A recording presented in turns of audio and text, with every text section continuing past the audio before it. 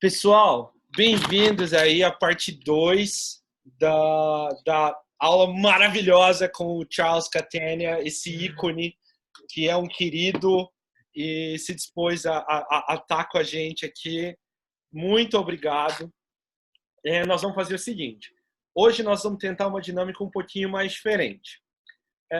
A parte que tem lá os textos no slide, como está tudo traduzido em inglês e português, a gente vai economizar um pouco na minha tradução e eu vou traduzir só quando ele falar sobre as histórias, quando ele colocar foto ou alguma informação que não tiver traduzido ali, tá bom?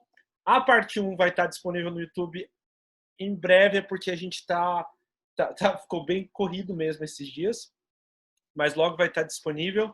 E aí, caso a gente precise de um outro dia para terminar a aula de hoje, vai ser quarta que vem, 6h30. Então, vocês já devem ter recebido um e-mail dizendo que foi adicionado mais uma aula. E aí vai ser... A minha defesa deu tudo certo. Obrigado, virei doutor. Pois isso deu tudo certo. Charlie, how do you want to get started? So I was just telling them that I'm not going to translate everything like last time, and that we're so except for like when you show pictures and tell stories, and maybe we can go ahead, and then we can do all the questions because they're checking here to put the questions together. Okay, that's fine. Then we can get started. And we could always save them for next time if we're running over anyway. I would love to have a next time next week. We'll see. We'll see. Does my cursor show on the? Do you see my cursor? Yes, okay. Charlie. Yeah. Yes. Okay, so the title of this is The Evolution of a Science, A Brief History of Behavior Analysis in the 20th Century. There will be a few applications to autism treatment, not a lot of them. But last time we got through the 1930s.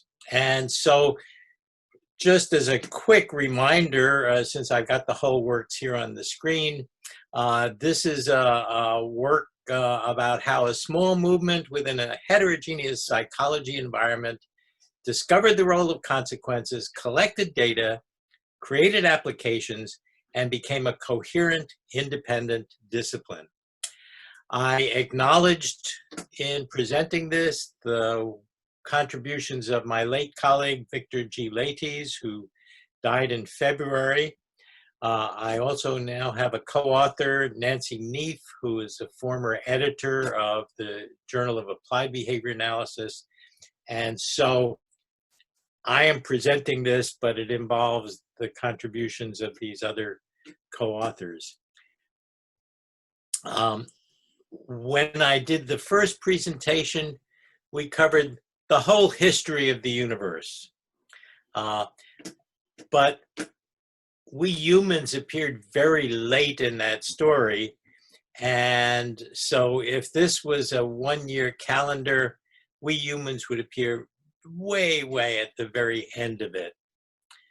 And of course, we can't cover all of that. So we talked about the last 50,000 years, then we talked about the last 5,000 years, a little bit about the Greeks. And so in our antecedents, we ran through the 15th, the 16th, the 17th, the 18th centuries, and talked about how we humans began to understand the planet we live on. We began to develop technology. We began to see our own planet, the Earth, as a part of a solar system. We began to look at organisms, and the world kept changing. Many things happened in the 19th century that are important to us. In this country, we had a civil war, which we're still fighting today. Many of the things that are happening in my country today involve antecedents in slavery and prejudice and discrimination. And in spite of all the terrible politics, which our country shares with your country because you have politics problems too, I am hopeful that many Americans are working to change, and that we'll have better times in the coming years. But during that century, many things happened. But for us, the most important part of it was that in the 19th century, we had Charles Darwin introducing the notion of selection. And that is an important part of our story. We also had a researcher named Thorndike who did experiments involving puzzle boxes, but he got us started thinking about consequences. And people then began to do experiments on maze learning. And so we get into the 20th century, but before we did that, we wanted to mention that Fred Keller was born on February 2nd, 1899. And I think most people in Brazil who are involved in behavior analysis know who Fred Keller is. Is that right? Should I assume? Yeah. I could assume everybody knows Fred Keller. So he didn't quite get into the 20th century. He was born on February 2nd, 1899, in a little town in New York State called Rural Grove. And he comes into the story. In the 1900s, there were many important things that happened. The Wright brothers flew a plane. There were other stories about early aviation. Einstein published his early papers. And the psychology of Thorndike and the psychology of Pavlov began to make a difference in that first decade. And also in that first decade, B.F. Skinner was born, March 20th, 1904 in Susquehanna, Pennsylvania. Notice, Fred Keller was 5 years older than Fred Skinner. And when Fred Skinner arrived at Harvard as a graduate student, it was the older Fred Keller who became a friend of his and began guiding him. And together, the two of them made the earliest contributions of what we know today as behavior analysis. So last time, we talked about the 1910s. We talked about the sinking of the Titanic. We talked about the sinking of the ship, the Lusitania, which was sunk by German U-boats. We talked about World War I, and we talked about many of the things that happened in that decade. During World War I, Fred Keller started delivering telegrams for the telegraph company called Western Union, and he learned Morse code. But later, he drove ammunition trucks in World War I. The other thing that was important to us in the 1910s was that John B. Watson wrote his behaviorist manifesto. Behaviorism appeared.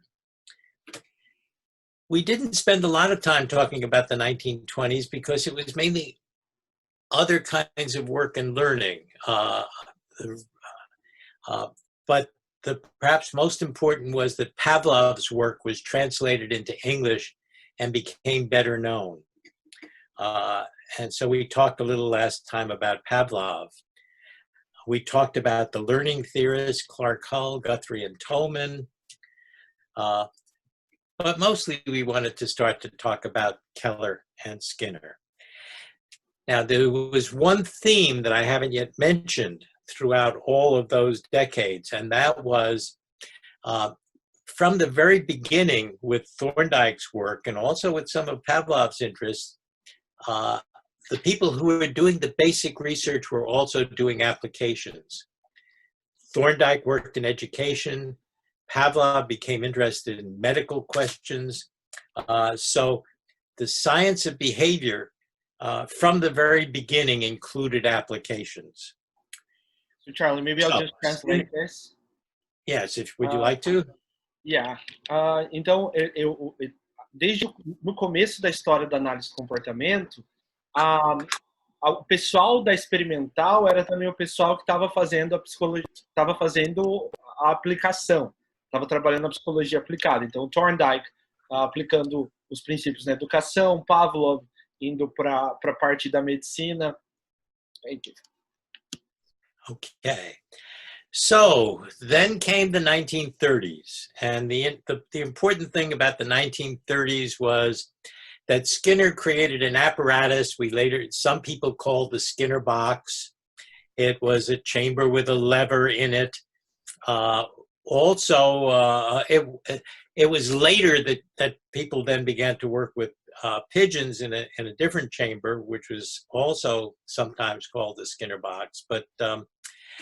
But most of those people who did behavior analysis didn't call it it was an experimental chamber. It was not called a Skinner box.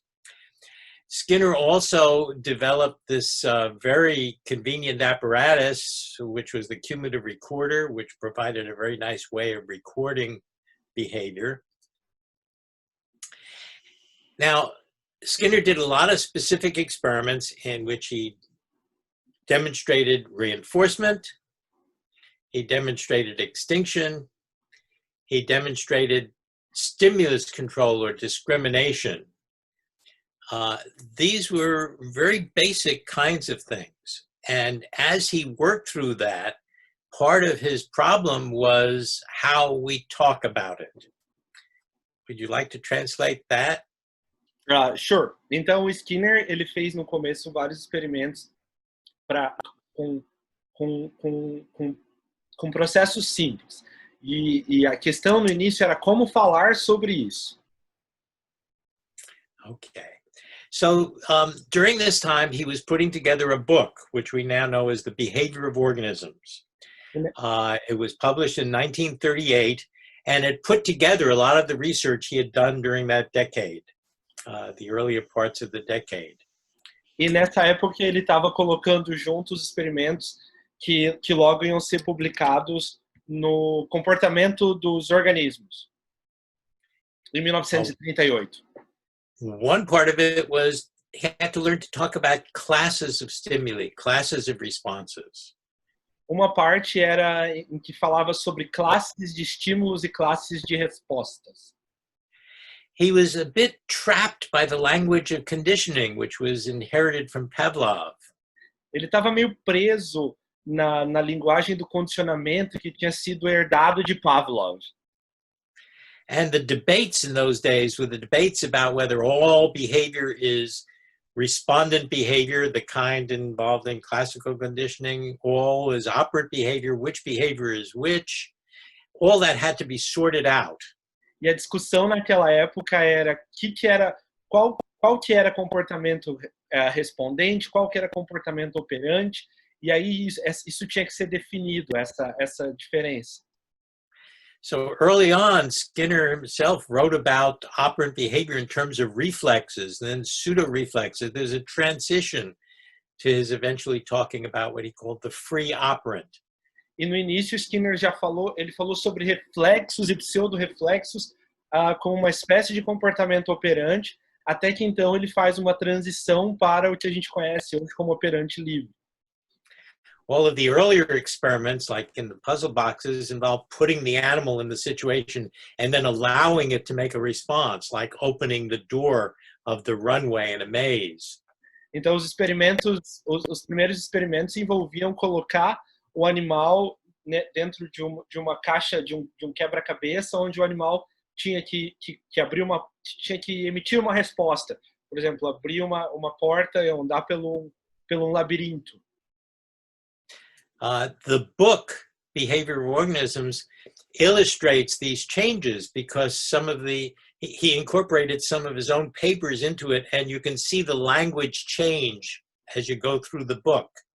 At the beginning, he had a stimulus that produced a response, that is the response to be reinforced, which produced another stimulus, the reinforcer, which in turn produced the eating and the salivation and the other responses. So this could be the language of the conditioned and stimulus and the conditioned response and the unconditional stimulus and the unconditional response, like the language of Pavlov.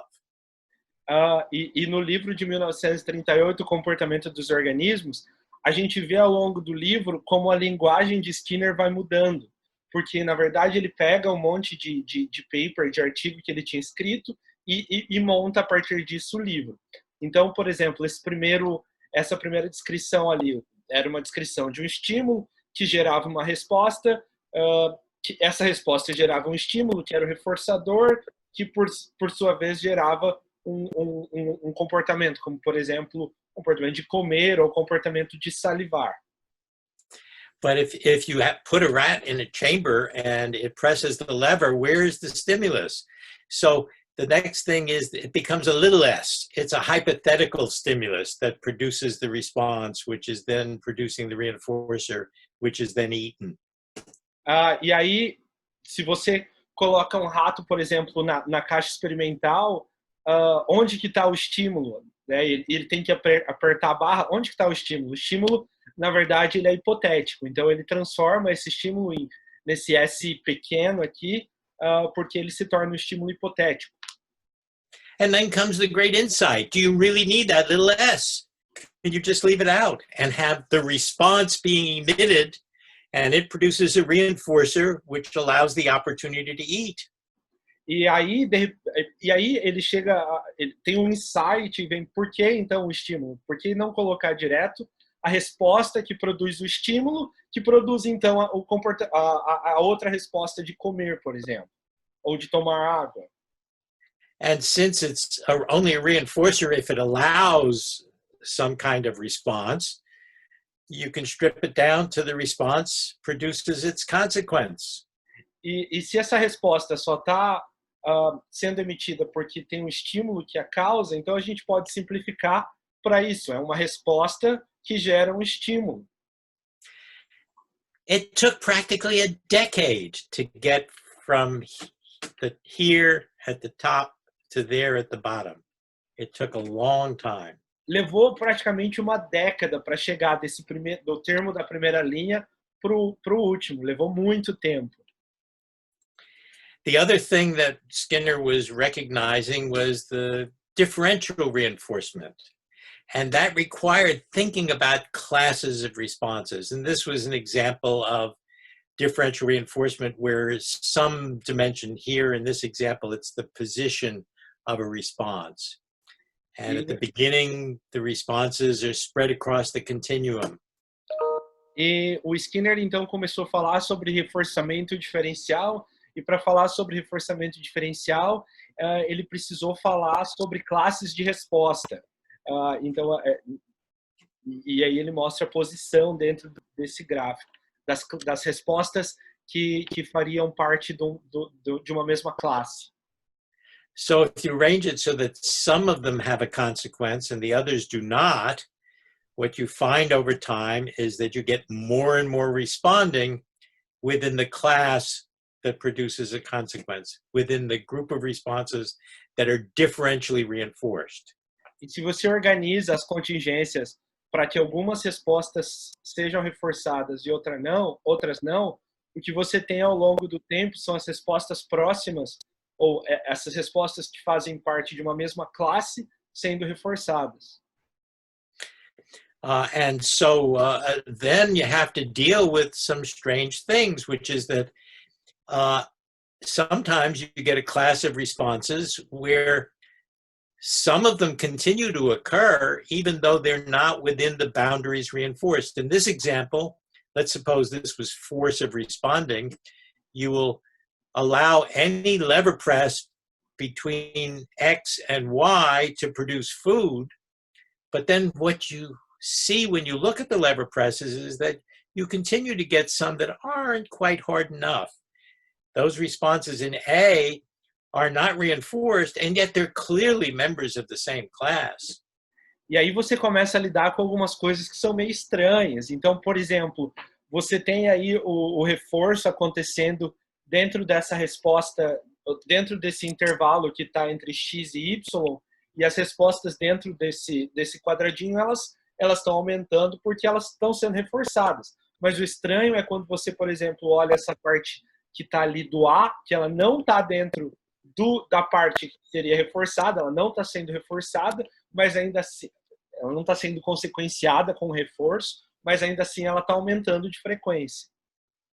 So do you define the class by the contingencies? Which responses produce the reinforcer? E aí você acha as respostas nas contingências, quais respostas que produzem o reforçador, Or do you define it by the class of responses that are produced by the contingency?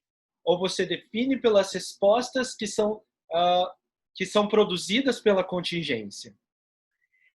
And of course, we have to end up saying that we are most interested in the relationship between the contingency and the behavior produced by the contingency.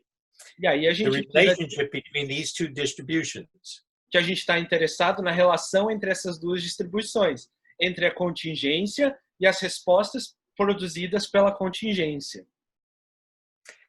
And of course, there were many, many other issues still being developed by Skinner in his writings, and he continued working on these things after 1938. But that's where we left it off last time. So now we're in our place to get back into the story. We're now back into the story of the history of behavior analysis in the 20th century.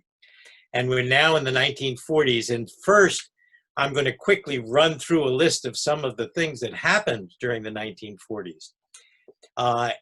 Throughout the entire world, you had what became the Second World War. In the United States, it was mainly recognized as Pearl Harbor, the invasion of Pearl Harbor by Japan. But Germany had already invaded Poland, and also it would not be long before Germany then invaded Russia as well, and the other countries in Europe. So even before 1940, the war was spreading. There was a time after the war where other things happened. What we will speak of later is a day of great illumination when Skinner discovered shaping. During that Second World War, Fred Keller, who learned Morse code in World War I, before World War I, now uses Morse code and teaches it to American troops, and that becomes important in his story. Skinner built a device, which he called a Pelican device, to guide missiles, but he also came up with shaping, and he wrote a paper called The Operational Analysis of Psychological Terms. He also built a crib for his second daughter. After World War II, he moved to Indiana University as the departmental chair. He was there from 1945 to 1947. In 1947, he delivered some lectures called the William James Lectures at Harvard University about verbal behavior. And he returned there as a professor in 1948. In 1946 was the first major conference on the experimental analysis of behavior based and organized around research that people did that was influenced by Skinner. And he also wrote a novel called Walden 2 after the war. So do you think we need to translate this, or do you think it's clear Charlie, enough? I think it's very clear because everything is written. So it should be fine. Okay, good. Thank you, though. So Skinner did his work with telegraph keys. Actually, I didn't have to put the slide there. This gives you an idea of how big they are. These are actually the ones in that picture. So, these were used often as the push buttons for human subjects as well. And when later operant work, we often use telegraph keys as the buttons that you can't see very well. But anyway. Essas chaves elas eram usadas para pesquisa com humanos. Então era o botão, era como se fosse o botão que os humanos apertavam. It's just a little contact that's made there when you press the key, press the button. Faz contatinho quando aperta. É como se estivesse apertando mesmo botão.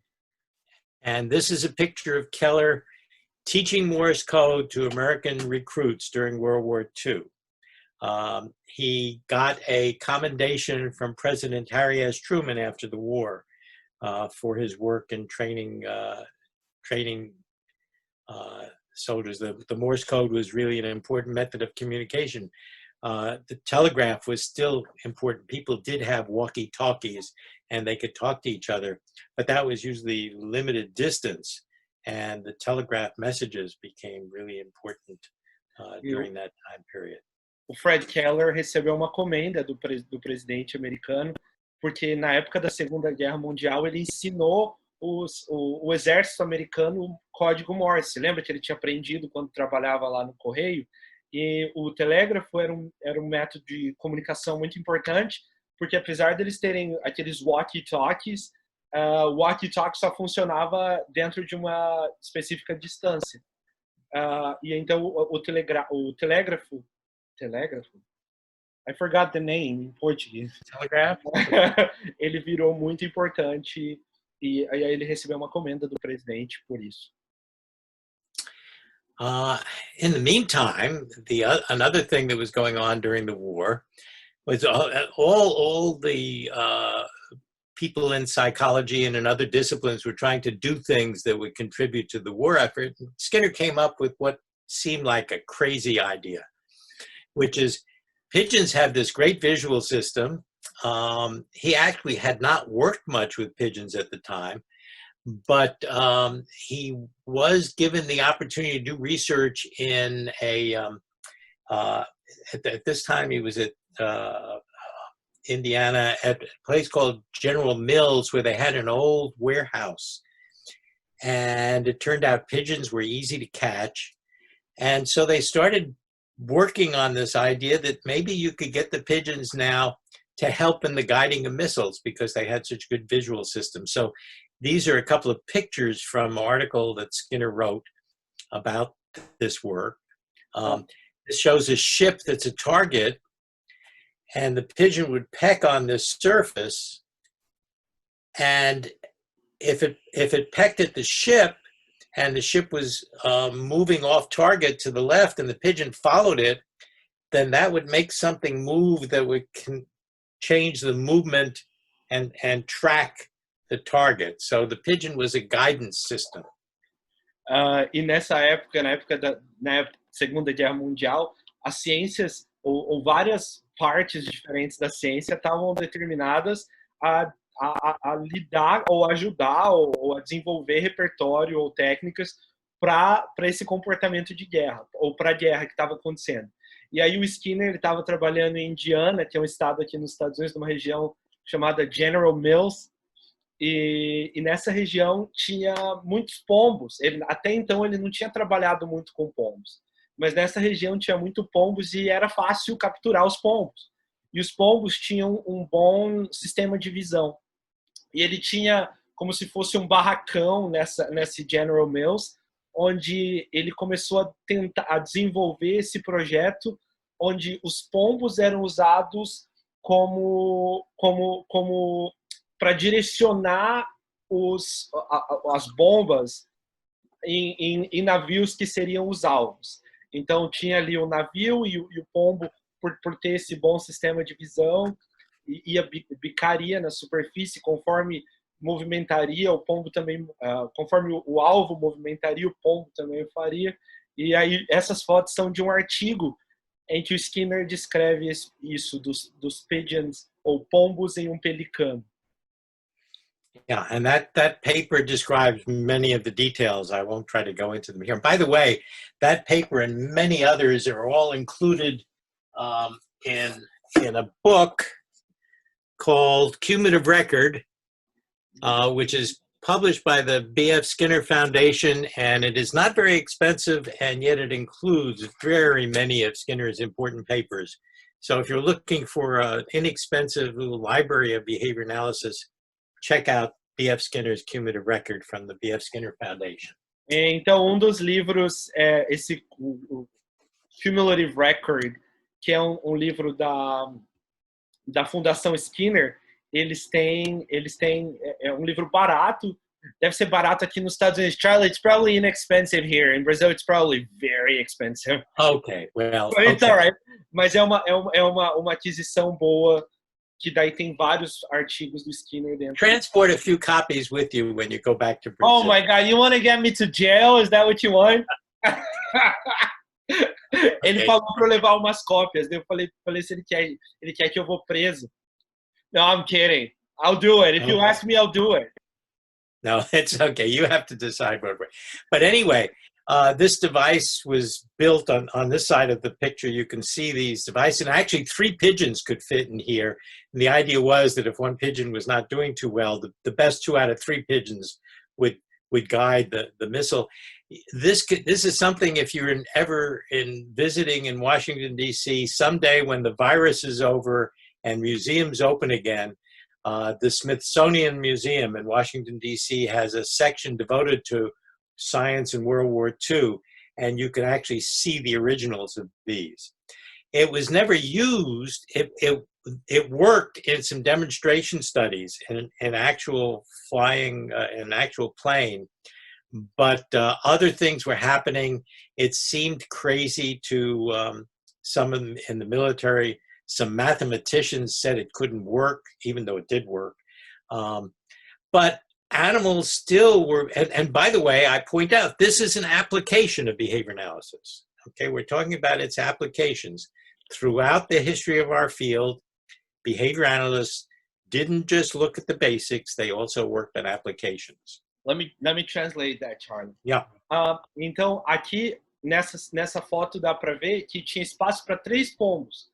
E a ideia era que se um pombo não tivesse muito bom, os outros podiam guiar o míssil, né? Guiar o pelicano.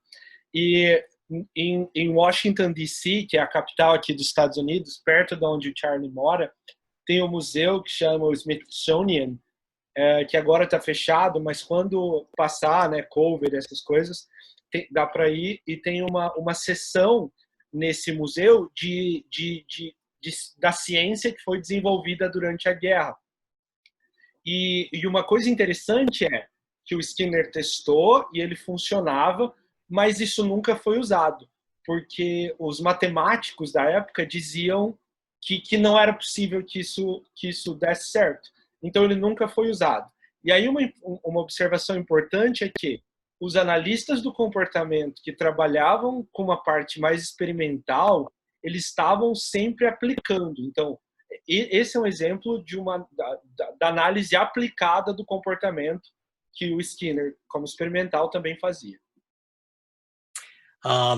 But the other thing that happened that was really important was that, so for example, to make this kind of thing work, to develop the guidance, they had the pigeons in harnesses, and they would be in a harness at one end of a room, and the harness was gradually moved forward by a motor, but by moving their heads in different directions, the pigeons could make it move one way or another, and they had to learn to guide their approach so that they ended up right in front of a key they could peck where they could get food. And so they were doing all of these experimental procedures to figure out how to create guidance systems that the pigeons could work with. É interessante que ele criou uma espécie, esse tipo de tecnologia. Então o pombo ficava preso numa espécie de arreio, e numa sala ele tinha que foi criando condições para que os pombos aprendessem que eles tinham que, conforme eles viravam a cabeça, eles direcionavam esse arreio até chegar num alvo específico onde eles tinham que bicar. And in the course of doing that, the day of great illumination was what has been called the day of great illumination, was the day in which they essentially, working with this, developed hand shaping. They discovered that you could just have a free moving organism and just reinforce some responses. So shaping was discovered in the course of this research. E aí, o que a gente chama de o dia da grande iluminação aconteceu ao longo do período dessa pesquisa. Então foi aí porque o dia da grande iluminação foi onde Skinner descobriu a modelagem de comportamento, descobriu que quando você tem um organismo que se move, você pode reforçar pequenas respostas de maneira a ir modelando o comportamento desse organismo. And now, is the book Walden 2 familiar in Brazil? Yes, it is. Oh, Walden okay. 2 é famoso, né? Todo mundo aí no Brasil conhece o Walden 2. Yeah. Now, at the end of World War II, there was the war was over. There were all these troops coming back from the war, and Skinner wrote Walden 2 in a very short time. It was named Walden 2 because it was influenced by the American author Thoreau, who had written a book called Walden, which was about being close to nature and about the individual. And in a way, it was a pun because it was not only the second Walden book, but it was also Walden for two or more people. Walden was Thoreau all by himself, but Walden 2 was about people together. And it's often misunderstood because people criticize some of the specifics in it. It's this planned community. But the main idea of Walden 2 was that we can experiment with social situations, try something different, try different ways in education, try different things in social settings, and work on which things work best. The specifics were his guesses, but the more important notion was, why not experiment with social arrangements?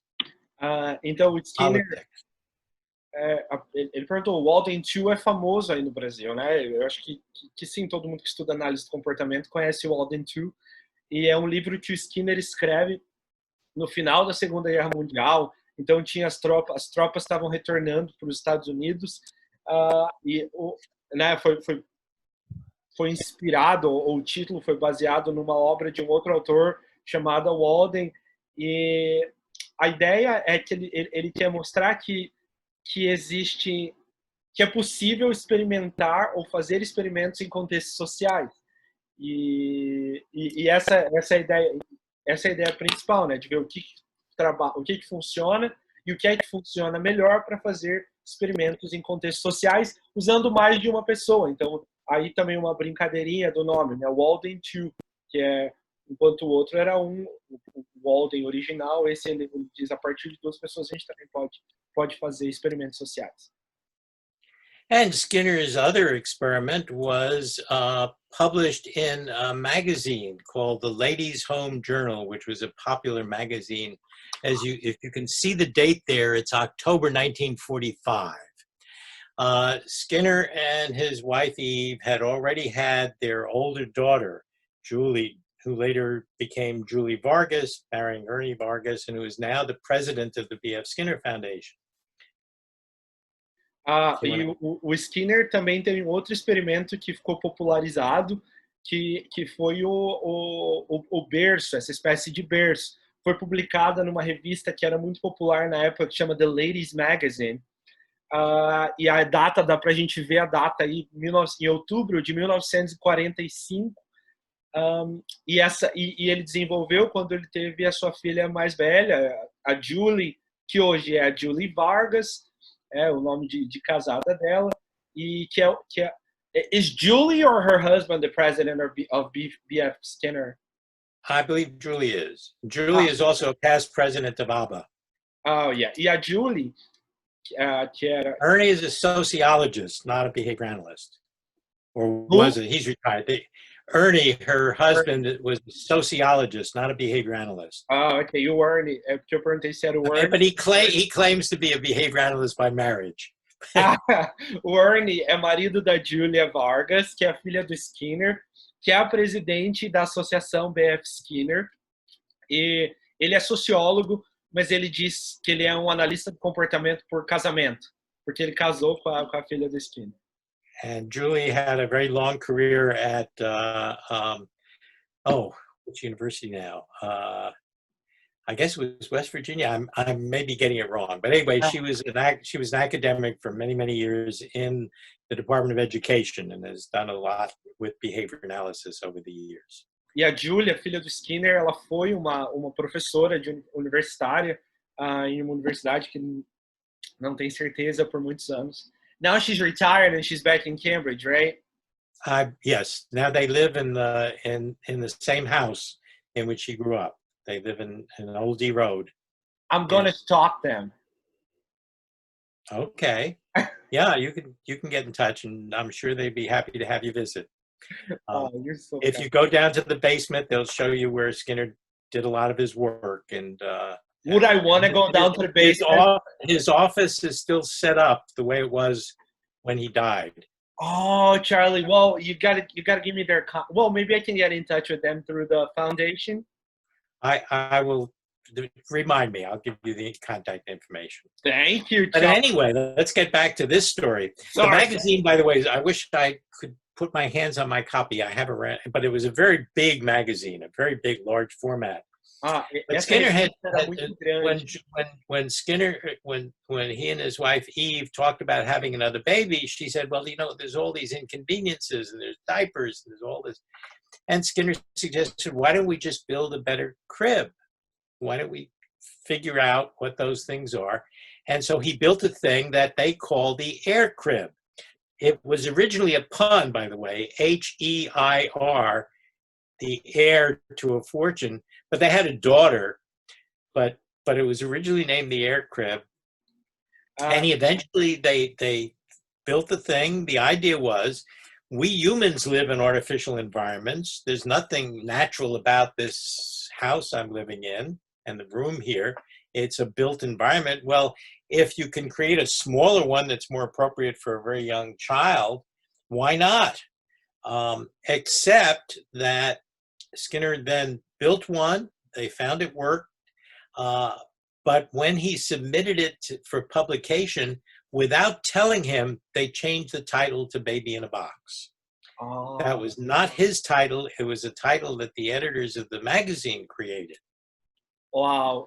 Então, o Skinner, então, quando ele teve a Julia, ele pensou, bom, a gente como humanos adultos, a gente vive em um ambiente artificial, não existe nada de natural com a casa que a gente mora. E como o ter bebê trazia junto muitas coisas complicadas, você tem que lidar com fralda, essas coisas, o Skinner pensou, vou criar então um ambiente menor que resolve esses problemas para a criança. E aí o Skinner criou essa caixa, esse berço, que a princípio chamava Air Crib, que dá uma ideia em inglês de berço do ar, mas que é uma brincadeira com a palavra herdeiro. Mas o Skinner teve uma menina. Então ele fez essa brincadeira de herdeiro, berço do herdeiro ou no ar. Mas daí quando ele submeteu o artigo, e o artigo foi publicado com o nome Baby in a Box, ou bebê dentro de uma caixa. E, na verdade, não era o nome que o Skinner deu para o artigo, mas foi o nome que os editores mudaram sem que o Skinner soubesse. So this is the beginning of what we find happening again and again and again throughout our history in the 20th century, which fake news is not just a matter of contemporary politics. Fake news, Charlie, you couldn't be more up to date. Fake news, ou essas notícias falsas, não é algo exclusivo desse tempo, né? Só uma observação aqui, foi para a segunda filha que o Skinner criou, a professora Daisy mandou uma mensagem aqui. So people, their younger daughter, Debbie, had this kind of a crib. Yeah, and it was used by a lot of people. Nevertheless, it was Baby in a Box. Skinner was the inventor of this experimental apparatus called the Skinner box. Pretty soon, people were saying that Skinner built the box to do experiments on his daughter. E você vê, né, essa questão das falsas notícias. Então, essa caixa, esse berço foi feito para Debbie, que é a segunda filha do Skinner. E então imaginem naquela época, o Skinner, ele era o inventor da caixa de Skinner, que lembra, ele não gostava que chamasse de caixa de Skinner. O Skinner cria uma caixa para o bebê, então o bebê numa caixa. Logo as pessoas começaram a dizer que o Skinner estava fazendo experimentos com a sua filha. But it got even worse. And in fact, even in contemporary times, you still hear strange stories. So when I was teaching some years later, when I was teaching in the early part of my teaching career, I'd ask students what they knew about Skinner. And they would say things like, well, he brought his daughters up in a box and one of them committed suicide. E aí tinha muita história, né, de fake news e foi continuando. E quando o Charlie era professor ainda, já nem no início da carreira, mais para frente na sua carreira, e ele perguntava para as pessoas, o que é que vocês sabem, o que vocês sabem do Skinner? Aí o aluno pegou e disse, ele criou a filha dele dentro de uma caixa e ela cometeu suicídio. Actually, Debbie married an academic who taught, I believe, I forget this field, in Britain. She moved to Britain and she was the author, a successful author of tour guide books, and she was also a successful artist and still is. She still lives there in Britain. So those stories are totally false. E essas histórias, elas são totalmente inverdades, elas são mentirosas. Porque a Debbie se casou também com um acadêmico, mudou para a Grã-Bretanha. Ela é autora de livros, de espécie de guias turísticos e de muito sucesso e ainda está viva. The best information I have came from Joe Brady. Joe Brady? Joe Brady is pretty sure that the story about Debbie originated with a psychoanalytic psychologist named Bruno Bettelheim. Those Brazilian psychoanalysts probably all heard of Bruno Bettelheim, but he later became discredited for having abused his young patients. But he apparently was the one who started this story. Então, later. I'm sorry. Esses rumores de que a Debbie teria se suicidado foram criados supostamente por um psicanalista. Na verdade, a informação que o Charlie teve é que foram criados os rumores por um psicanalista chamado Bruno Bettelheim, e ele teria criado todas essas histórias, e no futuro, ou depois, o trabalho dele foi totalmente colocado em descrédito quando descobriram quando ele foi acusado de abusar seus pacientes mais jovens. So here's a more contemporary, but the crib was successful for a while. This is one that's on display at a museum called the Archives for the History of American Psychology at the University of Akron. But this is the display of the crib that's there. E o berço do Skinner, berço que o Skinner criou, ele teve sucesso por algum tempo. E essa aqui é uma versão mais moderna dele, que está em exibição nessa universidade. These newspapers, by the way, are just sitting there because they're all articles about air cribs. It's not the lining at the bottom of the crib. I swear to God, I thought because for like the experimental chamber, you have like newspapers for the right, for the bottom of a bird cage. No, but they and then people would pick them up and look at the articles and then put them back inside the crib, so it looks kind of messy. But so this is a bigger unit. This is a very tight, porous sheet, so all the child has to wear is a diaper. This is a plexiglass window that can be raised up and down so that the child won't fall out. But you could also put a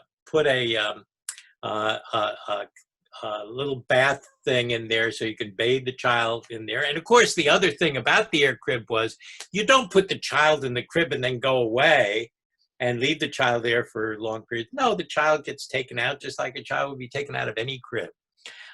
There's a thermostat, there's a little heating unit to keep the temperature. You keep the temperature a little bit higher than the room temperature because that's more appropriate for a child who's just wearing a diaper.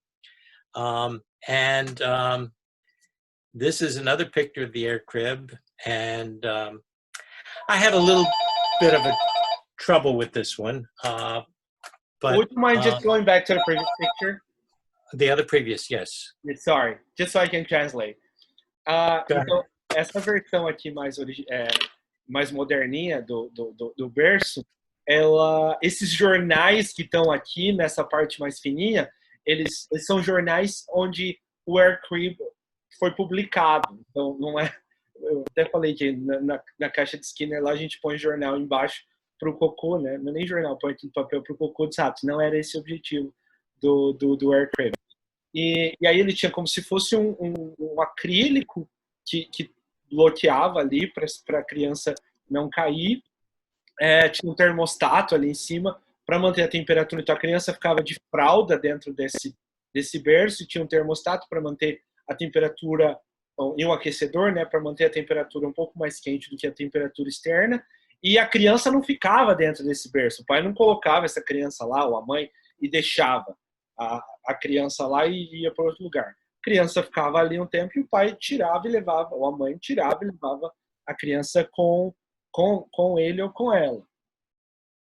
I do know, I did have one colleague, Roger Kelleher was his name. He did psychopharmacology, who did use one of these cribs for his daughter, and they had the crib in an alcove in an apartment, but the function of the lever was, with the lever, the infant could turn the lights in this little area on and off. So at nighttime, the child would roll over and press the lever and turn off the lights, turn them back on in the morning. So it gave the child some control over the environment. Sure. Ele teve um colega, o Roger Keller, que ele, na verdade, ele era um psicofarmacólogo, psicofarmacologista, que ele usou isso com a filha. E, na verdade, tinha uma alavanca dentro do berço, e essa alavanca era para acender e apagar a luz. Então a criança apagava a luz à noite e acendia de manhã. Então dava um controle para a criança, um certo controle para a criança sobre o ambiente. This is the air crib that my wife Connie and I used for our two sons. So, you know, you could have toys in there and all sorts of things. This is I might as well say this now. This is our older son, Bill. He was born in 1964, and sadly we lost him last fall at the age of 55 to cancer. But his work was in the movies and theater, and he did special effects and worked on probably some movies that you folks have seen. This is our younger son, Ken, who we moved Bill into a regular kind of a child's bed, and then Ken took over the air crib. And this is him sort of standing in there. And Ken went on into biology and is now a faculty member at Vanderbilt University. Esse era o próprio. Na primeira foto é o air crib que o Charlie e a esposa dele tiveram para os seus filhos. E essa foto do bebezinho de cima é a foto do Bill. O Bill nasceu em 1964, filho do Charlie, e infelizmente ele faleceu de câncer recentemente, com 55 anos de idade. E depois, quando o Bill saiu do berço para a cama, eles tiveram o Ken, que é o segundo filho dele. O Bill, ele trabalhou com efeitos especiais de filmes, que provavelmente muitos de vocês aí viram. E o Ken, que veio depois, se tornou biólogo e se tornou acadêmico de uma universidade chamada Vanderbilt. Charlie, we're very sorry, and people are expressing that as well for you.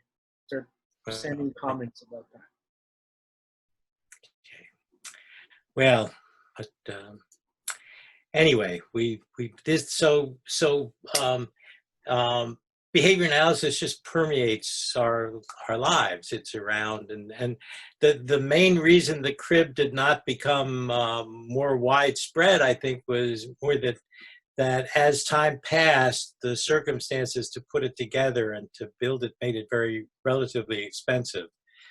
For those of us who were starting out at that time, people built some of their own things, and you know, but for something that was, but there have never been any deaths in crib deaths in an air crib. And the children who had that kind of a crib usually did pretty well in growing up. They were very mobile. They could turn around and roll over without blankets and so forth. So it was an effective device, even though it didn't ever take hold in the culture. But it was, oh, sorry, go ahead, translate. Sorry, Charlie. O berço ele acabou não decolando, né? Apesar de ter tido ótimos resultados, não tem relato de nenhuma morte. As crianças que foram criadas tendo esse berço como contexto sempre eram muito móveis, se moviam bem, tinham um bom crescimento. O que foi acontecendo, então as pessoas acabavam montando seus próprios berços no início, quem tinha, mas o que aconteceu é que isso tudo foi se tornando muito caro. E é por isso, talvez, que ela não tomou a cultura popular. And in the meantime, the whole area of behavior analysis was accelerating because it was not all at Indiana. It was not all where Keller was at Columbia. And there began to be lots of people doing behavior analysis by the end of World War II. And so there was a meeting at Indiana University. The CEAB means Conference for the Experimental Analysis of Behavior at Indiana University in 1946. This is Skinner up on the side wall. Nice This is plan. Jim Dinsmore is here on the left. People smoked a lot in those days. This is Fred Keller. Gray hair even then. He's in his 40s. Remember, he was born in 1899, so he's 47 years old. But look at his gray hair even then. He was gray-haired when I took his course. This is Ralph Hefferline, who was a faculty member at Columbia when I was an undergraduate. This is Nat Schoenfeld. This is Bill Estes. It's hard to identify all of these people, but Jim Dinsmore wrote a letter in which he identified several of them from left to right in the top row. And so that's how we can figure out who a lot of them were. Some of them are not very well known anymore, but this was an important meeting because it eventually produced, people wrote little papers that got put together in a collection of things that were distributed in those days. So the field was beginning to get moving as a field in its own right. So maybe I should just translate both pictures? Sure. Go ahead. Então essa primeira foto, o que é interessante é que a análise do comportamento, ela não estava acontecendo mais só em Indiana, onde estava o Skinner, e em Columbia, Nova York, onde estava o Fred Keller. O Skinner, ele está ali sentadinho na beira, na muretinha do lado da escada. That's Skinner. And then Fred Keller, o Fred Keller, isso ali onde está o mouse, ele já tinha cabelo branco. O Fred Keller tá lá com 40 e poucos anos, lembra que ele nasceu bem no final do século XIX. I let my hair get white to imitate him. What? Oh, gotcha. That's what it takes? Okay. Right. Ele disse assim que o cabelo dele ficou branco para imitar o cabelo do Fred Keller. Fred Keller já desde os 40 e tantos anos tinha todo o cabelo branco. E o que aconteceu foi nesse congresso, nesse encontro, em 1946, que foi a conferência da análise experimental do comportamento em Indiana, onde Skinner estava. E, na verdade, aqui meio que começa a mostrar o início do campo, com pessoas de vários lugares diferentes fazendo análise do comportamento. And you can move to the next one, please. Okay, past this one, right? Isso. Okay. Yes, thank you. E aí, o que a gente pode fazer... Oh, no, sorry. É difícil identificar grande parte das pessoas naquela foto, mas na foto anterior ali, naquela imagem anterior, com um monte de coisa escrita, o Dinsmore, yes. Dinsmore, o Jim Dinsmore, ele escreve quem era cada pessoa. Então, da esquerda para a direita, na fileira de cima e tal. E aí que a gente sabe que tinha pessoas como Dinsmore, Helferlein, Schoenfeld. Yeah. Estes. Okay. Charlie, So, do you think I could take a pee break? Oh, you want to take, okay. Just like a 1 minute. Okay, that's fine. Is that okay? If you want to keep going, because that's the list, right? Well, why don't we take the break? Because you can decide whether it's worth translating some of it when you get back. Okay, great. Pessoal, nós vamos fazer um intervalo de 1 minutinho. Couple of minutes, right, Charlie?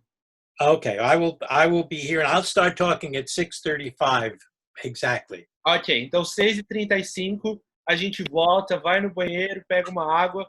I'll be right back too. I found this is how big the magazine was. Essa é a revista, aquela revista que foi publicada. Huge. Ela era muito grande. Yes, it's huge. Anyway, so in the meantime, there were things going on in other fields at the time. World War II, of course, was this major event that took the first half of the decade of the 40s. And it was the introduction of autism as a diagnosis. A psychiatrist named Kanner borrowed the term from an early 20th century Swiss psychiatrist named Bleuler.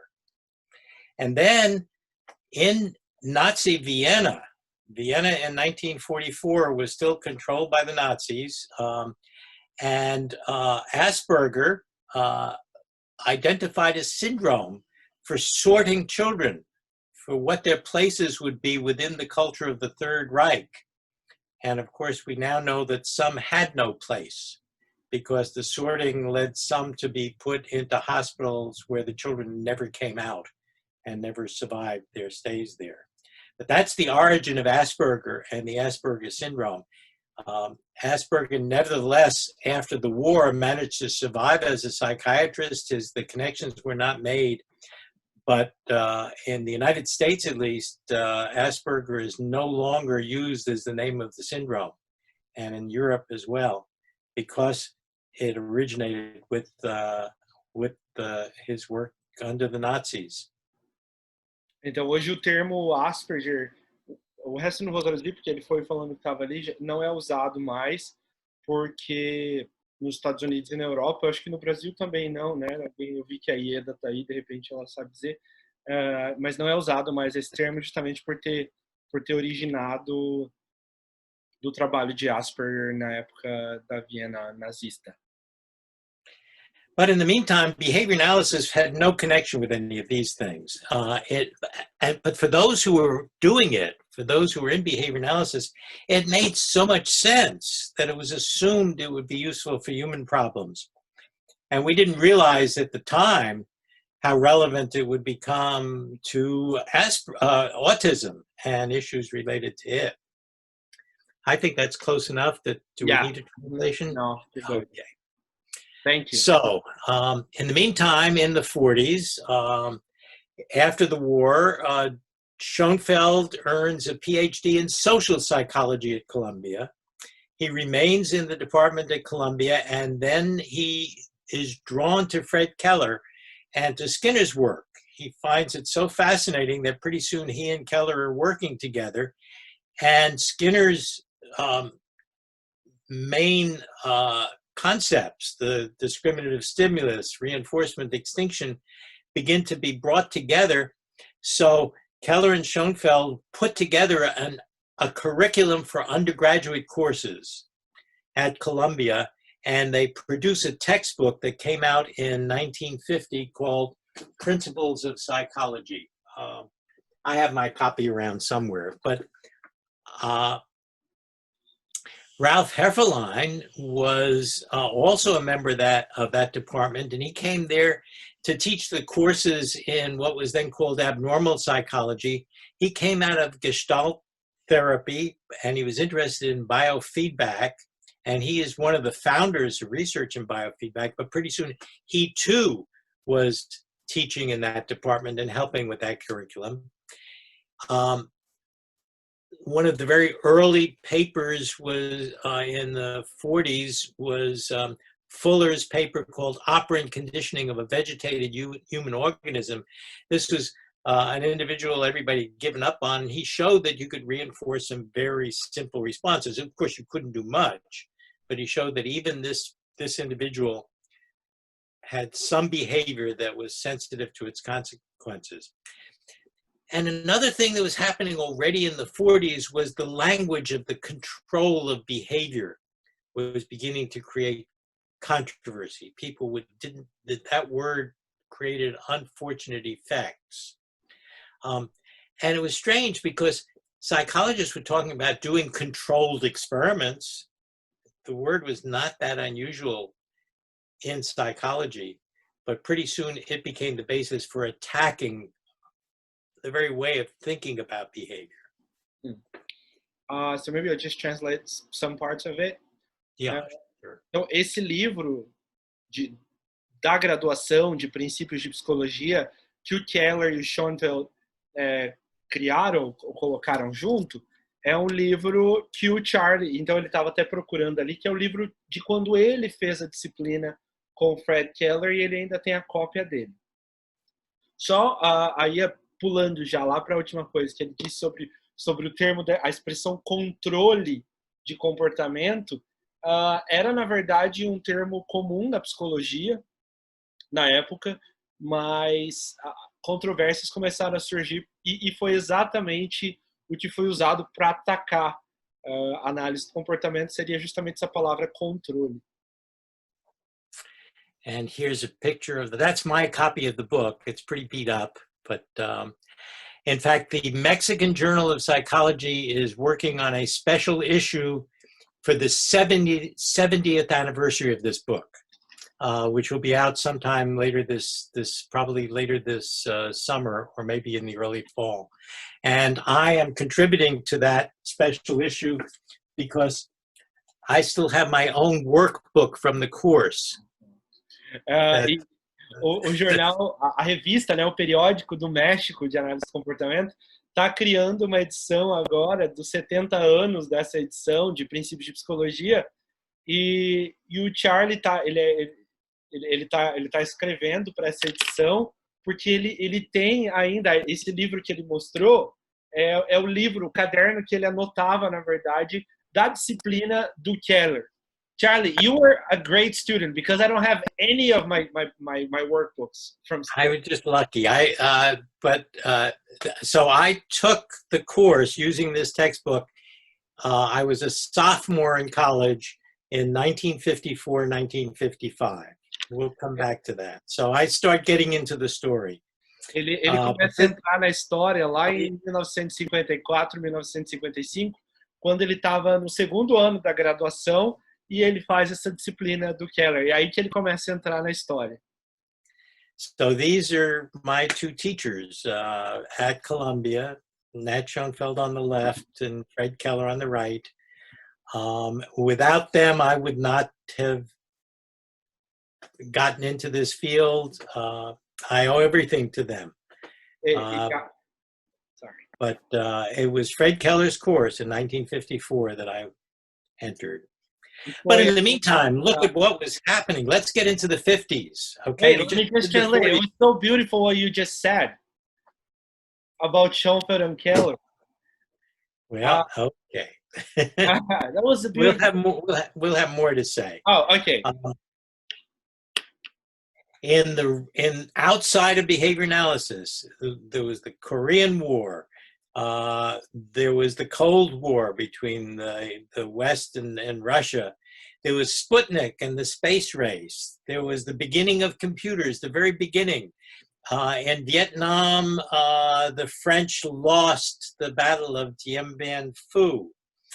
At the same time, in those years, Watson and Crick came up with the structure of DNA. The philosopher Wittgenstein, who had been involved with the logical positivists back in Vienna, now had moved to England and published no, he didn't publish it.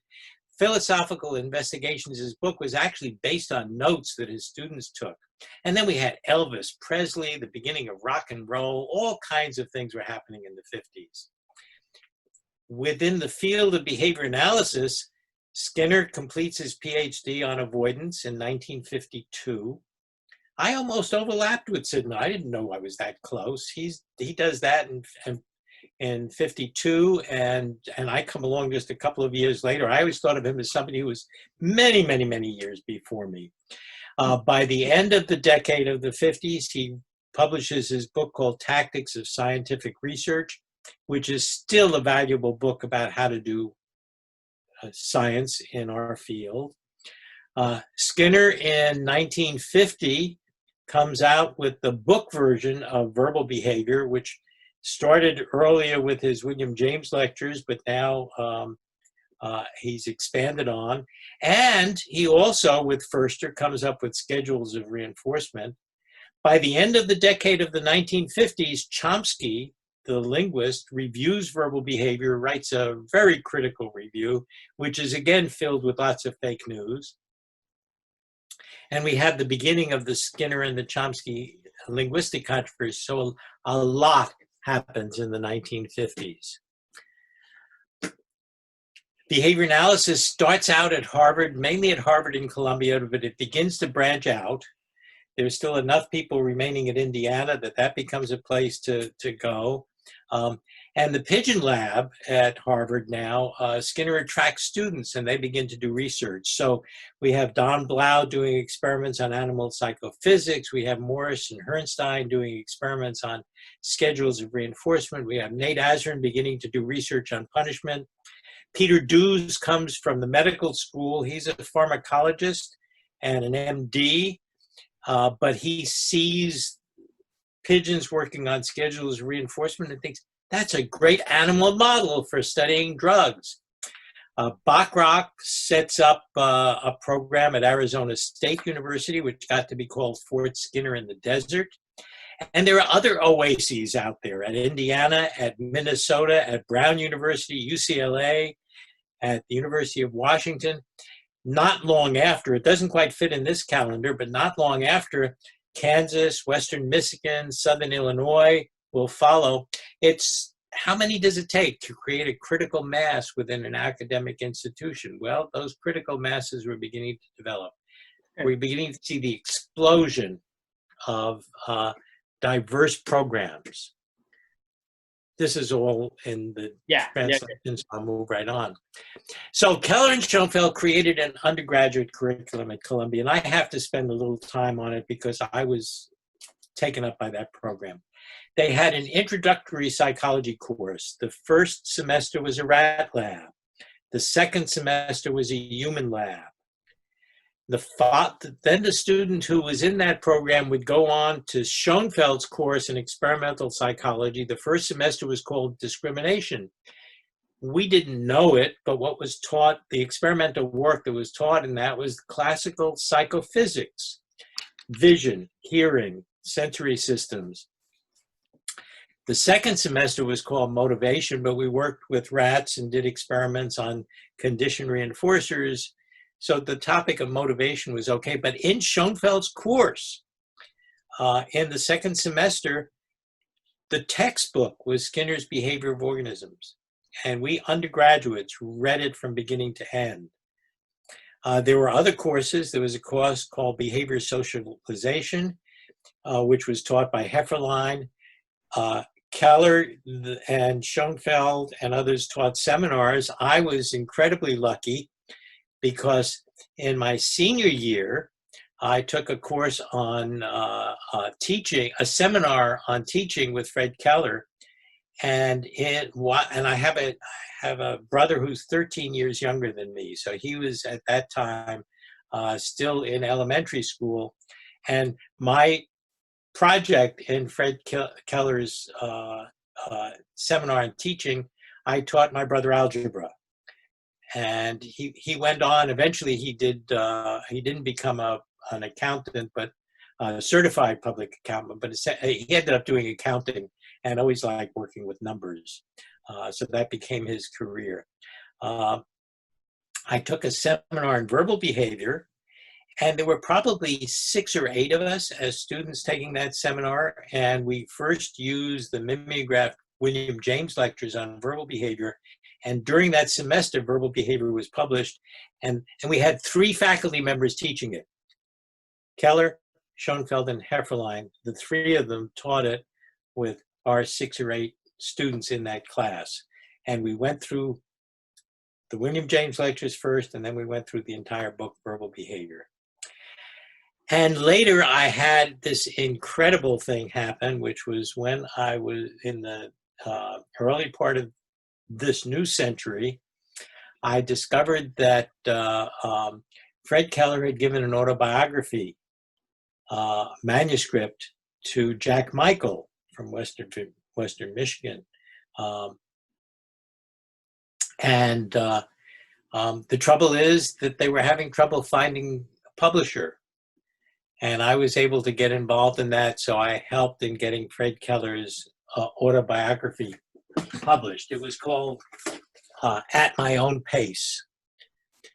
And I was able to give a copy of this to Fred Keller's wife, Frances, sometime after his death. But the part that was still Fred Keller's biography ended with some diaries, and one of the last paragraphs is about Fred and Daisy going to dinner in Brazil at one of their favorite places, and closing it with that, because Brazil meant so much to him. It was nice, also great to be able to do. Daisy came and worked in my lab for some years because of Fred Keller, and that was another wonderful gift he gave me. That's so sweet. Can I translate? Because you got a lot of... Go ahead. I've said a lot. Yeah. I took notes. I'm a good student. Okay, good. Então, em 1954, right, Charlie? Yeah. Em 1954, o Charlie fez uma disciplina do Keller. Então, era, na verdade, 2 disciplinas. Então, era a disciplina do Keller, de psicologia introdutória, daquele livro que ele mostrou pra gente.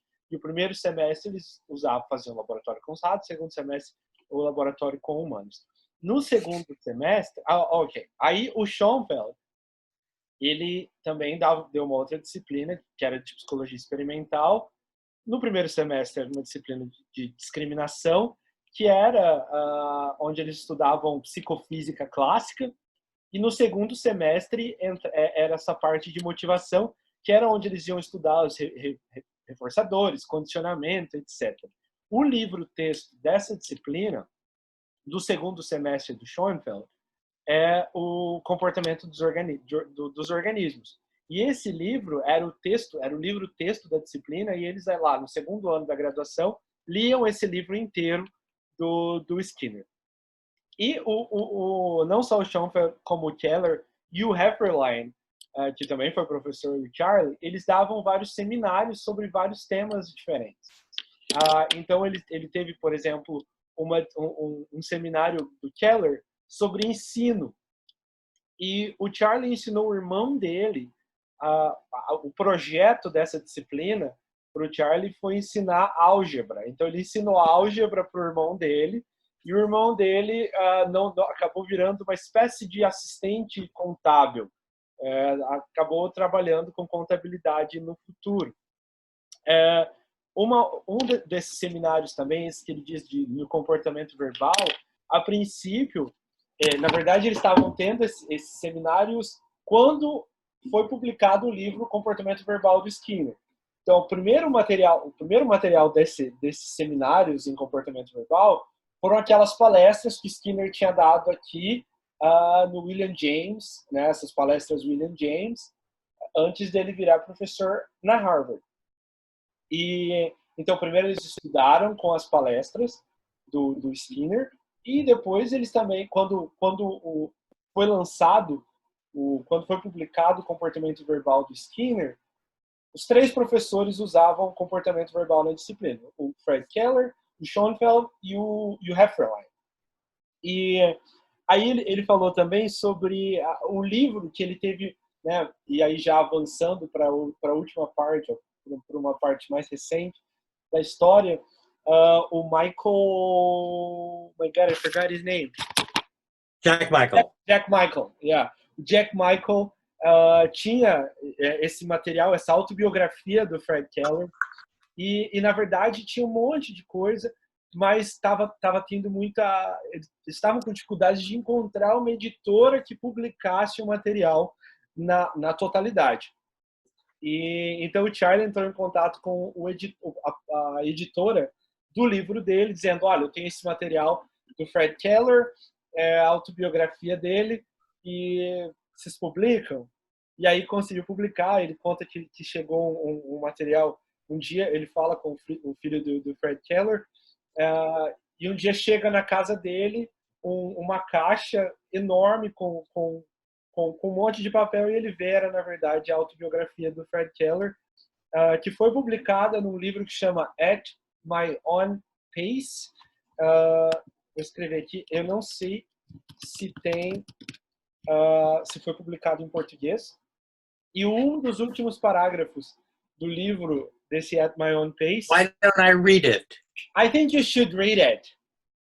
Our last dinner in São Carlos was our best. We went with Mario and Daisy to a less pretentious but large and popular restaurant where we had lombo di porco e bife, plus some other stuff, and it was good. Wow. Charlie, I have an idea. Because Daisy is here, maybe we could have her see if she wants to come in and tell that day. What do you think? We sat until late, then stopped on the way out to see one of the women at the coffee bar who knew us at Brasilia, and then we walked home. And I'd love to hear Daisy say something about it. That's beautiful. Daisy, se a senhora quiser entrar para contar um pouco sobre esse dia, I'm just going to translate the paragraph you just read. Só sinaliza aqui para mim pelo chat, que aí eu trago a senhora de volta. Na verdade, ele leu ali deixa eu ver se ela está aqui.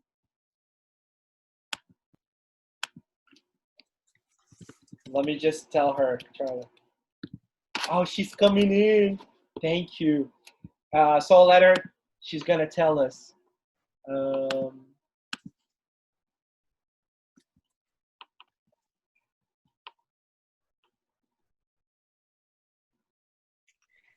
Good to see you again, Daisy.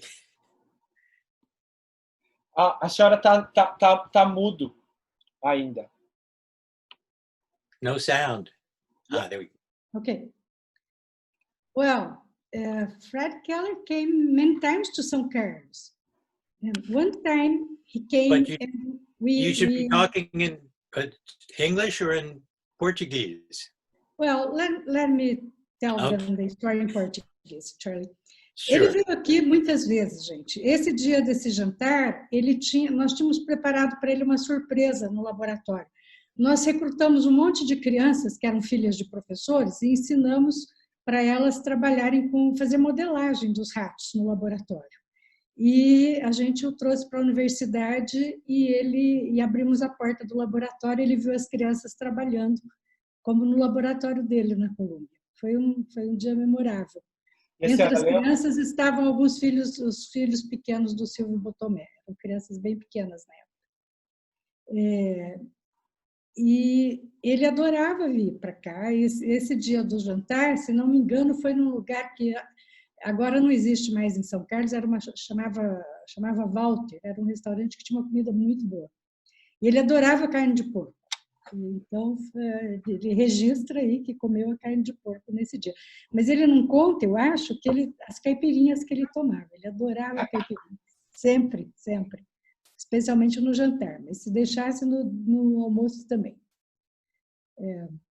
Foram histórias muito bonitas, gente. Tivemos muitos bons momentos aqui. E é interessante que ele tenha colocado isso no livro. Ele colocou lá umas fotos. A senhora quer traduzir para ele, contar para ele? Well, Charlie, I was just telling them that Fred came to São Carlos 3 or 4 times. And one of those, we taught some kids to work in the lab doing shaping, bar press shaping rats. And in one of the visits, we brought him to the university, and the kids were there prepared. And so we opened the lab and let him see the children working with the procedures that he taught you in that first semester at Columbia. It was a replica, only that the students were children. So, and after that, we went out for dinner. So it was a very good time. That's it. Oh my God, so beautiful. Thank you both. Obrigado. A gente está todo mundo aqui encantado, né? Everybody so we're moved because this is such a beautiful meeting. Both of you, Daisy in Brazil, Charlie in America, and it's a beautiful, beautiful meeting. Thank you. Obrigado por vir de novo, professora. É prazer, grande prazer. Vou colocar a senhora de novo lá, tá bom? Ok, obrigada. Eu que agradeço. Oh, Charlie, this is so beautiful. Oh my God. Yeah, but we have so many decades left. No, I know. What I'm saying is I'm getting emotional. We're all getting emotional here just seeing the two of you talking, and it's just yeah, let's keep going. Okay, I was very lucky in so many ways. When I was working on the autobiography and helping to get it published, I discovered that the pictures that were originally part of it were all missing. And I was able to get some copies from Fred Keller's children, Anne and John. They still had some of the pictures, so we were able to reproduce a few. I was able to find a few on the web.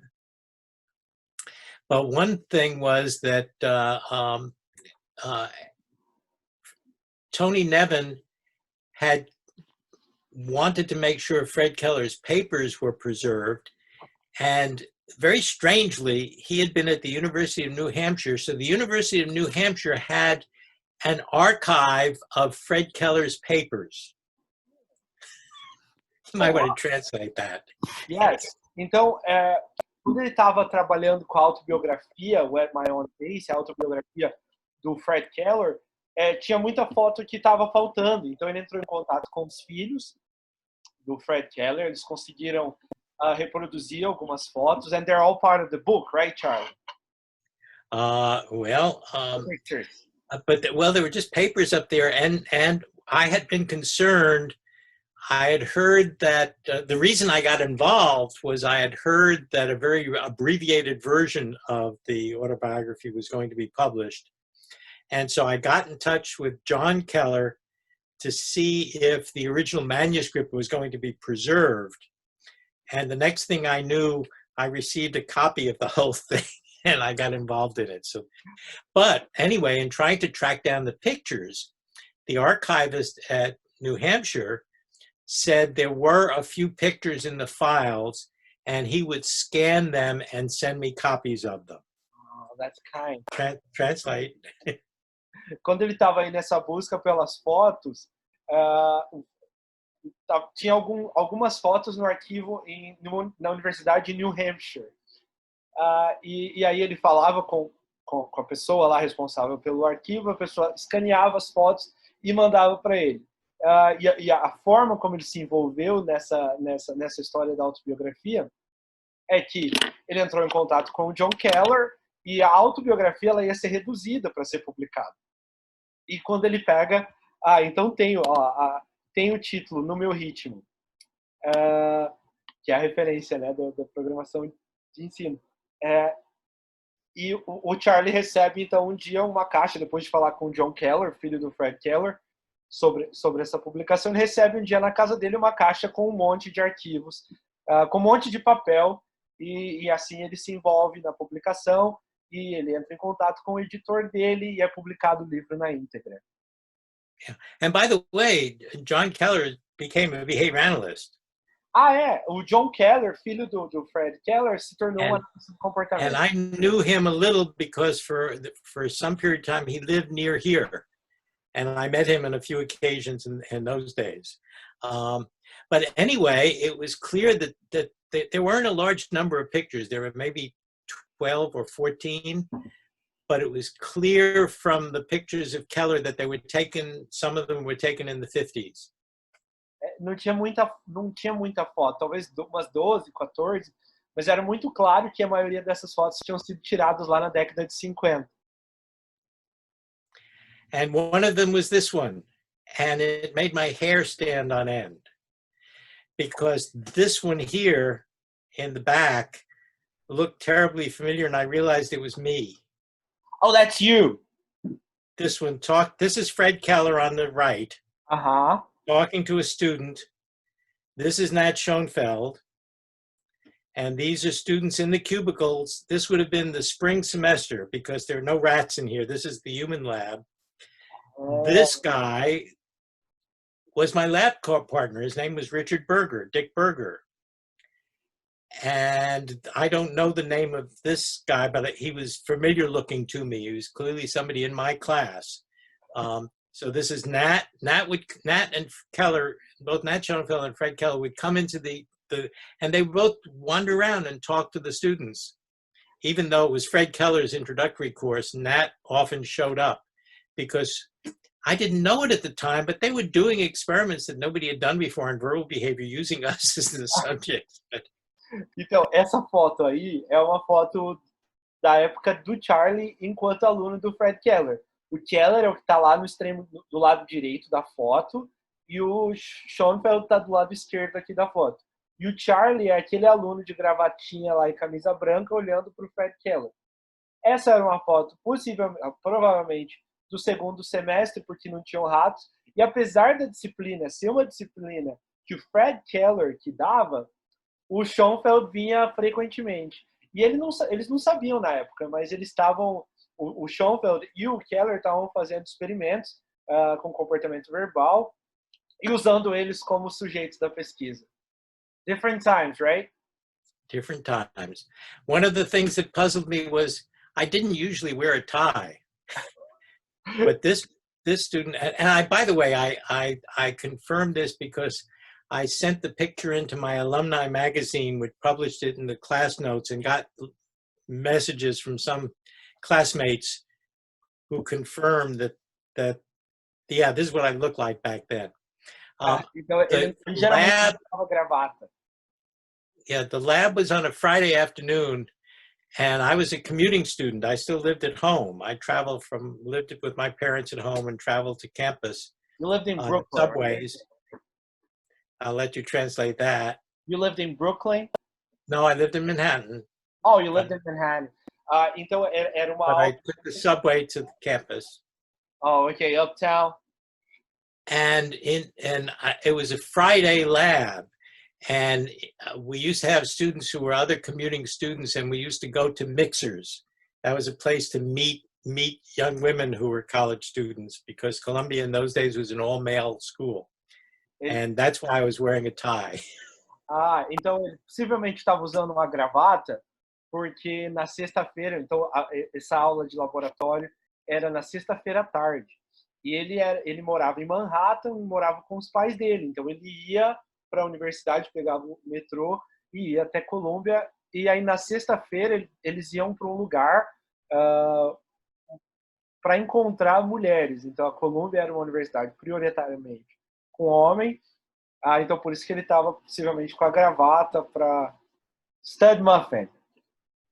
Okay. What? I'm not sure I got that last one. But anyway, but this is Nat Schoenfeld and Fred Keller when they were a bit older.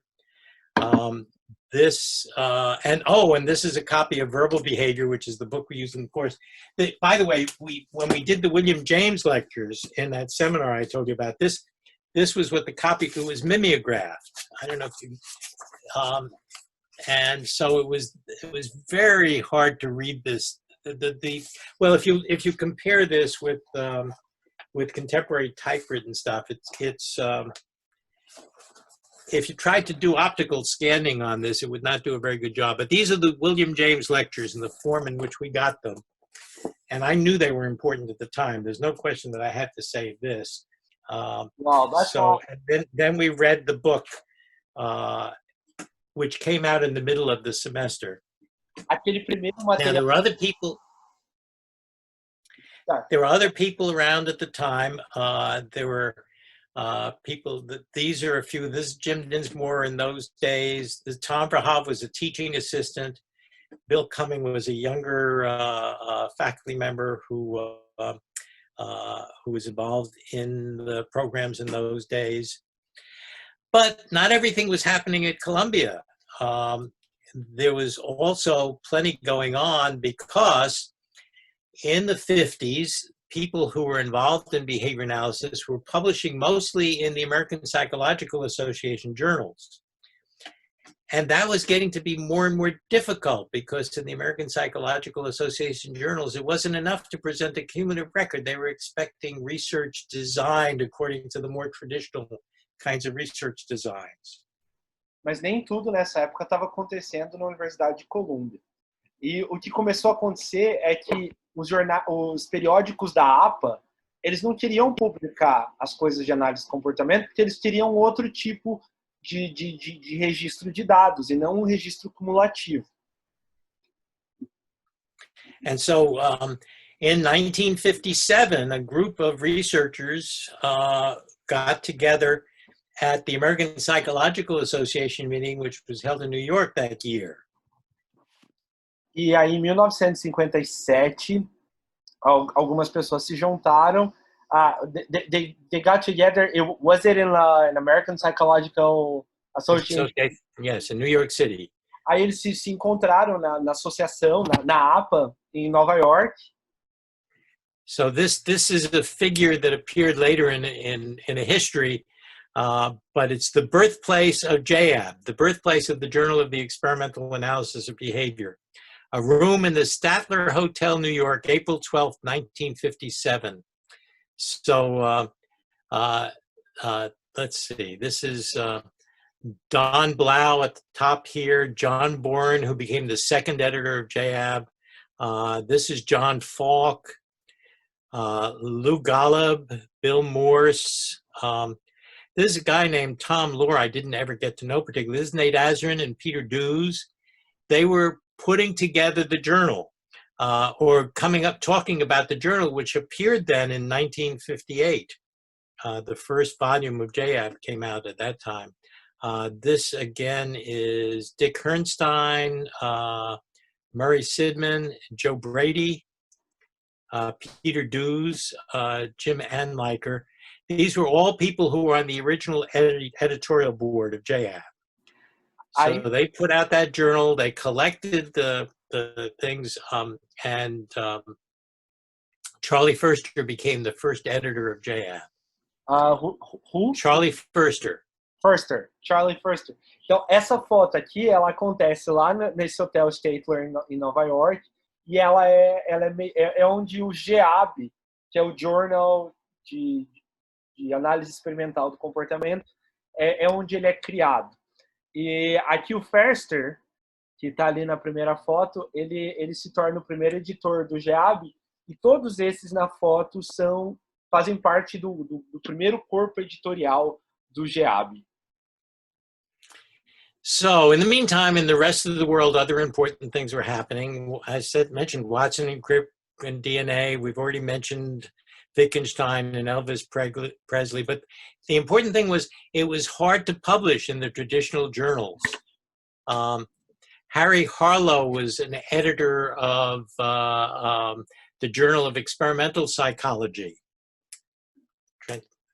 Just a Harlow line, you can translate that. Ok. O Harlow, então, isso era muito, nessa época importante do que estava acontecendo, é que se tornou muito difícil publicar em periódicos em periódicos de psicologia usando esse tipo de registro. So one behavior analyst was once in a conversation with Harlow who couldn't figure out how the cumulative record line that got to the top of the page, why it then went down to the bottom of the page for the next. I mean, they didn't even spend the time to learn what the cumulative record was about. During that time, they founded the Society for the Experimental Analysis of Behavior. It became the organization that created the Journal of Experimental Analysis of Behavior. which came out in 1958. I was a charter subscriber. You were one of the subscribers? Yeah, I was one of the original subscribers. But of course, yeah. everybody involved in behavior analysis wanted to get that journal. Og Lindsley was managed a lot of the business end, and to every original subscriber, he sent a pigeon feather. He got in the mail a pigeon feather, which was a symbol that you had joined in, and this was my pigeon feather. Do you still have it? Yes. That's awesome. Então, o Og Lindsley... But it's in bad shape. It's in bad shape. I mean, it's okay. It's been a while. And then there was some things going on at this other place called Cambridge, Massachusetts, where I was, again, incredibly lucky because the Columbia program emphasized the undergraduate. And the graduate students had fewer options.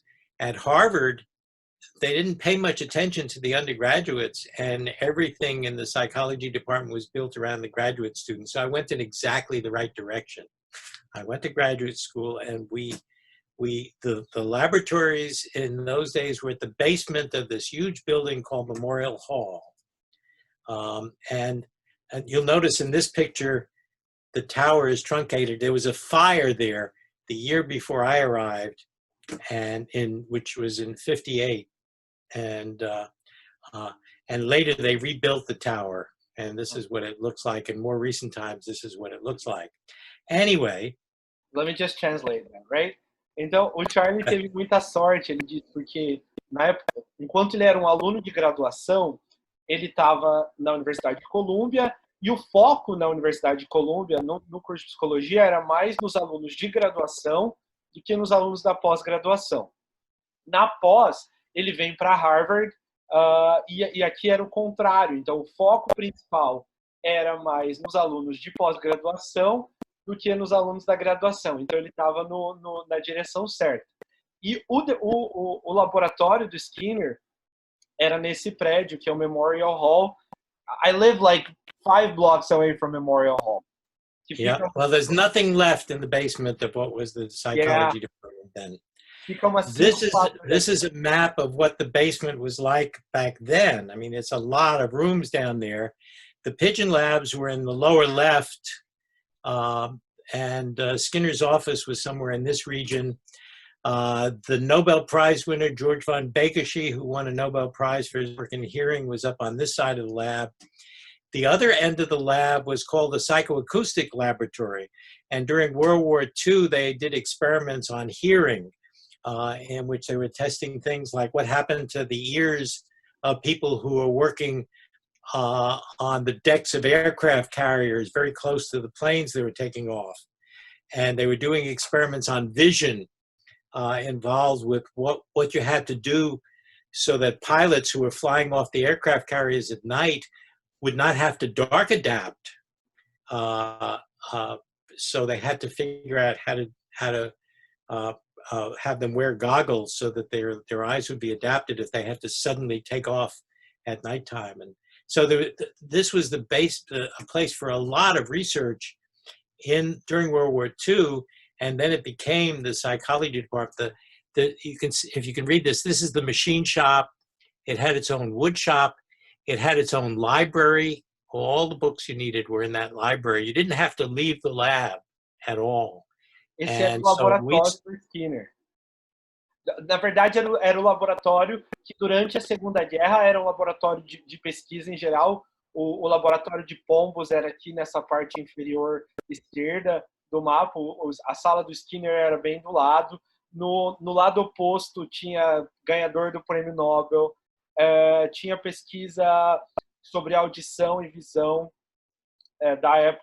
na época da guerra, e se tornou o departamento de psicologia na época. Hoje esse departamento, na verdade, a psicologia tem um prédio que chama William James. You know that like now they have the William James building, right? Yeah, I know. I left before William James got finished, but that's okay. Yeah, I'm not there either. I'm jealous. That's okay. Don't worry. There's not that much in William James anymore. I know. That's really true, I think. But at that time, the psychology department was exclusively experimental psychology. E o departamento de psicologia nessa época era exclusivamente psicologia experimental. There was another department called social relations, which had social psychology, clinical psychology, sociology, anthropology. E aí tinha um outro departamento que era chamado de relações sociais, que aí tinha psicologia social, psicologia clínica, sociologia. Timothy Leary was in the social psychology group in that other department. He was beginning to have this reputation of being a problem because he was doing experiments with drugs with his students. O Timothy Leary, ele era um pesquisador nesse outro laboratório de relações sociais e logo ele começa a ter problema porque ele começa a usar pesquisa com droga, ele começa a usar seus alunos para pesquisa farmacológica. Are younger people today familiar with Timothy Leary as one of the founders of the drug culture and LSD and all of that sort of thing back in the 50s and 60s? Não sei se vocês são familiares ou conhecem o Timothy Leary, que tem uma linha com psicodélicos, LSD, essas coisas na década de 50, não sei se alguém conhece, são familiares. People are saying yes. Okay. I once shook hands with Timothy Leary. Ele apertou a mão. Before he became really notorious, yeah. I wouldn't shake hands with him today, but I wouldn't shake hands with anybody today because of COVID-19. Ele diz que hoje ele não apertaria a mão do Timothy Leary, mas também, na verdade, hoje ele não apertaria a mão de ninguém por causa do COVID, né? Por causa do coronavírus. In Brazil, they don't care. People are okay. They're living as if nothing was happening. In some parts of this country, they don't care either. But that's it's true. Yeah. Well, anyway, in the pigeon lab part of it, we had chambers for pigeons that were enclosed in sound attenuated boxes. Esse é o laboratório para pombos, então tinha esses lugares, essa câmara de pombos. So you could see pigeon keys here, feeder, and so forth. The adjoining rooms were filled with electromechanical equipment. A sala junta tinha os equipamentos eletromecânicos. And these were very noisy rooms, the clicking of these relays and the E era uma sala muito barulhenta. Quarters.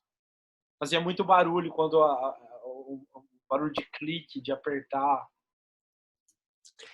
And the pigeons were housed in another room, so you take them out and put them into their chambers. You recognize him, right? What? You recognize that person, right? I think I do. Então, os pombos ficavam numa sala separada, aí você pegava, você reconhece essa pessoa da foto, né? So when I was a graduate student and then became a postdoc, we'd have these meetings called pigeon staff meetings. And we would sit in one of the conference rooms around a table and look at cumulative records and talk about them.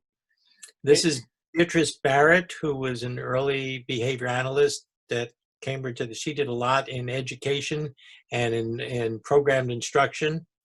This is my colleague, George Reynolds. This is Bill Morse.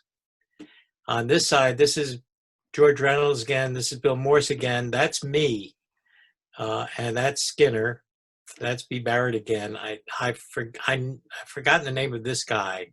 And this, I think, was Mark Waller. But we would spend time there, and people would come in from the medical school, from other places, and we'd talk about the experiments, and it was a great way to meet a lot of people.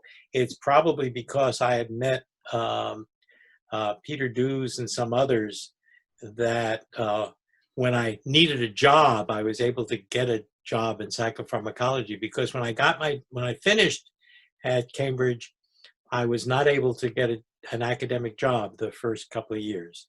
Ah, então essas fotos aqui são dos encontros do grupo de pombos, que eles chamavam, da equipe de trabalho de pombos. Depois que o Charlie, né, terminou... We have to finish in 5 minutes, right? Yeah, I would say actually, yeah. Okay. So I'm going to finish up the decade. Okay. Now, I want to remind people that not only was there operant research going on, I went to Harvard as a graduate student because I wanted to work on teaching machines. Oh. But I then had the opportunity to work with some pigeons, and I just got caught up in that, and I ended up doing the pigeon research instead, which may have been a good thing because the teaching machines did not then get as well established. We didn't have computers yet. O Charlie, ele veio para Harvard para fazer o doutorado dele porque o interesse dele, a princípio, era em máquina de ensino. E na verdade, ele acabou se envolvendo com pombos, com a pesquisa com pombos, e acabou sendo uma coisa boa. Ele disse que ele não conseguiu um emprego acadêmico logo que ele terminou o doutorado. Ele foi para a indústria, e ele conseguiu esse trabalho na indústria por causa das pessoas que ele tinha conhecido lá naquela época dos encontros com pombos. Nobody in those days talked about a difference between basic and applied research. Nesses dias, ninguém falava sobre a diferença entre pesquisa básica e pesquisa aplicada. I mean, I showed you B. Barrett was also working closely with Og Lindsley, and Og Lindsley was working with psychiatric patients at that time. E a Bia Barrett, ela estava trabalhando com o Og Lindsley, que trabalhava com pacientes psiquiátricos na época. Then there was Charlie Furster, and he did all sorts of things. Charlie Furster was not only worked in the pigeon lab with pigeons, but and with monkeys, but he also worked with these children then called psychotic children. They later came to be called autistic. And he showed something very simple, which is that if you arrange some simple consequences for things like just touching something, that these children began doing things. The psychiatrists suddenly were astonished that these children who were supposed to be locked inside their heads actually were doing something that made contact with the environment. O Furster, ele começou a trabalhar com essas crianças que na época eram chamadas de psicóticas, que na verdade eram as crianças dentro do espectro, do autismo, e aí os psiquiatras começaram a ficar impressionados, porque o que ele fazia era arranjar as contingências e consequenciar. E, de repente, essas crianças que eram para estar presas dentro da mente delas, elas estavam se comportando, estavam fazendo coisas. So if you look at the early volumes of JAB, they're filled with both basic and applied, what it later came to be called basic and applied research, but nobody cared about the difference. Os primeiros números do GEAB, se você olhar, ele não tem diferença entre pesquisa aplicada e pesquisa básica. Na verdade, ninguém se importava com essas diferenças naqueles dias. Murray Sidman had mainly done basic research, but later on he started working with children who were then called retarded children. Now we talk, that language has changed. Retarded has become an unacceptable word, so developmental disabilities, intellectually challenged, and so forth. But Murray began moving in those directions. And of course, all of the work in psychopharmacology were essentially concerned with applications, finding out whether these drugs were going to be useful drugs with respect to human behavior. And here we have my colleague, Vic Ladies. This was before I even got to really know Vic later, and his colleague, Bernie Rice, and that's Peter Dews, all of whom went on to do work in psychopharmacology. So that will then bring us to the 1960s, in which we get the wall being built between Berlin and the Cuban Missile Crisis and civil rights movement in the United States, which unfortunately has been rolled back since Kennedy's assassination, the Beatles assassinations, Woodstock, the first landing on the moon. That's a busy, busy decade, but we'll start next time with that decade. Do you want to make an announcement about our next date? Yes, sir. Oh yeah, I gotta speak Portuguese, right? Nós vamos encerrar por aqui hoje. E a gente... Let me grab my phone because I have our new date. A gente... Okay, I have it. You have it there as well, right? Camila. Seguinte, a próxima aula com o Charles Catania, na verdade, é continuidade. Wednesday the 24th at 5:30. Exactly. So at 5:30 my time. 5:30 our time, yeah, 6:30 their time. Então a gente vai fazer o seguinte, a gente vai encerrar por aqui hoje.